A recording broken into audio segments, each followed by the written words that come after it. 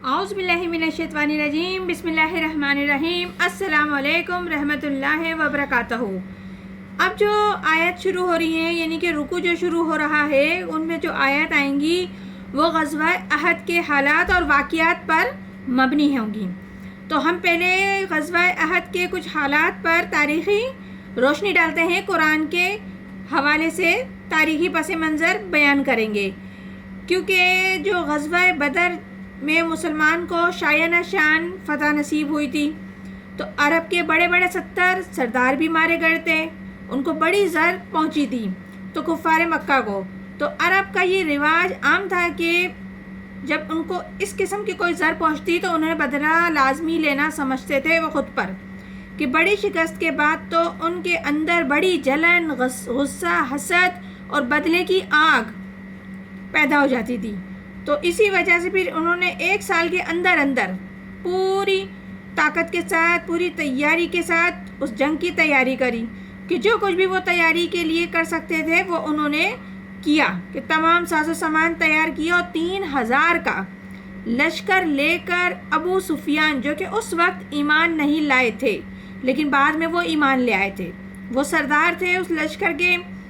اس وقت وہ اپنی ہار کی حتمی یقین کے ساتھ،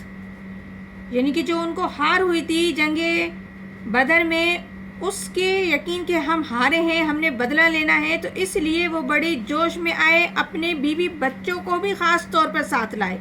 اور خواتین کو بھی ساتھ لے کر آئے تھے، تاکہ ہمارے اندر غیرت مستقل جاری رہے کہ ہماری عورتیں بھی ہمارے ساتھ ہیں، تو ہمیں ہر حال میں شکست نہیں ہاں کرنی۔ اگر ہم شکست یافتہ ہوئے تو وہ ہماری عورتوں کو اپنے قبضے میں لیں گے۔ تو ابو سفیان جو اس کے ساتھ جو اس کی بیوی تھی، وہ بھی ان کے ساتھ آئی تھی، جس کا نام ہند تھا۔ اس کے باپ، بھائی، چچا جنگ بدر میں قتل ہو چکے تھے، تو ہند کے دل میں بھی بہت انتقام کی آگ تھی۔ اب یہ جو لوگ آئے تو حضور اکرم صلی اللہ علیہ وآلہ وسلم نے مشورہ کیا کہ اب کیا کرنا ہے۔ صحابہ اکرام کو جمع کیا، اکٹھا کیا، ان سب سے مشورہ کیا کہ لشکر تو آ گیا ہے 3000 کا۔ تو کچھ لوگوں نے کہا ٹھیک ہے، کھل کر مقابلہ کریں گے، میدان جنگ میں اتریں گے۔ تو حضور اکرم صلی اللہ علیہ وآلہ وسلم کا اپنا رجحان یہ تھا کہ صورتحال ایسی ہے کہ اگر ہم مدینے میں محصور رہ کر مقابلہ کریں تو پھر بہتر ہے، لیکن جو لوگ جنگ بدر کے بعد ایمان لائے تھے تو ان میں ایک جوش اور ولولہ تھا، وہ ان کی خواہش تھی کہ نہیں، ہم شہادت چاہتے ہیں اور ہمیں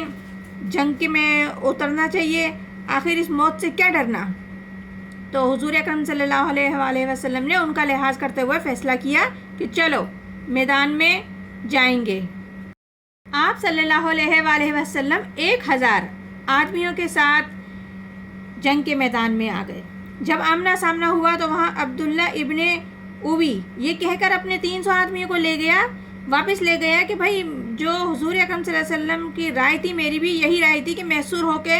جنگ کرتے، اور میں خامخواہ اپنے 300 لوگوں کو موت کے منہ میں نہیں ڈالنا چاہتا۔ تو یہ کہہ کے وہ اپنے 300 لوگوں کو لے کے چلا گیا، اب باقی رہ گئے 700۔ پھر جنگ ہوئی، اللہ نے وعدہ کیا تھا کہ فتح دوں گا، تو اللہ کی مدد بھی آئی، فتح بھی نصیب ہوئی، لیکن حضور اکرم صلی اللہ علیہ وآلہ وسلم نے مسلمان کی جو جنگ کا میدان تھا، جو پشت پر پہاڑ تھے، اس میں 50 کے قریب تیر انداز کو فکس کیا ہوا تھا، اور تاکید کی تھی کہ کچھ بھی ہو جائے اپنی جگہ نہیں چھوڑنا، چاہے ہم سب ختم ہو جائیں اور کوئی باقی نہ رہے، لیکن تم نے اپنی جگہ نہیں چھوڑنی۔ لیکن جب فتح کی خبر ہوئی تو وہاں اختلاف ہو گیا۔ حضور اکرم صلی اللہ علیہ وآلہ وسلم نے فرمایا تھا کہ وہ شکست کے سلسلے میں تھا، تو اب تو فتح ہو گئی ہے، لہٰذا چلو مال غنیمت جمع کرتے ہیں باقی سب لوگوں کے ساتھ مل کر۔ لیکن وہاں کے جو لوکل کمانڈر تھے انہوں نے منع کرا کہ نہیں، حضور اکرم صلی اللہ علیہ وآلہ وسلم کا جو حکم دیا تھا ان کی جو ہم حکم بجا ہی لائیں گے اور ہم اپنی جگہ نہیں چھوڑیں گے۔ تو اس طریقے سے 35 لوگ چلے گئے اور 15 لوگ رہ گئے ادھر۔ تو پھر خالد بن ولید جو ابھی ایمان نہیں لائے تھے،